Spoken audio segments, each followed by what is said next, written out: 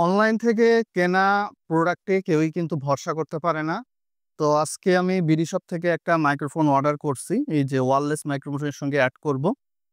এটা একটা wire microphone. তো চলেন দেখে আসি। ১ম এ প্রোডাক্টটাকে আমরা আনবক্সিং করব এবং সেক্ষেত্রে অবশ্যই প্রোডাক্টটা খোলা আছে কিনা এটা দেখব। কেননা যখন কুরিয়াতে একটা প্রোডাক্ট নেওয়া হয় সেক্ষেত্রে এই প্রোডাক্টটা কিন্তু অনেক সময় আপনাকে চেঞ্জ করে নাও দেওয়া হতে পারে।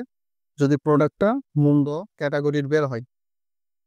তো সেক্ষেত্রে অবশ্যই প্রোডাক্টটার ১ম এ খোলা ছিল কি ছিল না, এই ধরনের সিল চারপাশ আশেপাশে দেখে তার পরবর্তীতে প্রোডাক্টটা আনবক্সিং করতে হয়। বিশেষ করে অনলাইন শপগুলার। আর যদি আপনি বাজার থেকে সরাসরি কিনেন সেইটা ভিন্ন। তো আমাকে সঙ্গে মেবি হচ্ছে একটা রিসিভার দিয়েছে। দেন ২ টা মাইক্রোফোন। আমি জাস্ট হচ্ছে মাইক্রোফোনটা এখনো চেক করে নাই। চেক করব এগুলা অরিজিনাল নাকি বয়ার না ডুপ্লিকেট। দেখে নেন এখানে স্টিকার নাম্বার দেওয়া আছে। কাইন্ডলি দেখে নিবেন। আমি কোনো ধরনের স্টিকার এখনো তুলতেছি না। কারণ ক্যামেরার সামনে এটা চেক করা সম্ভব না।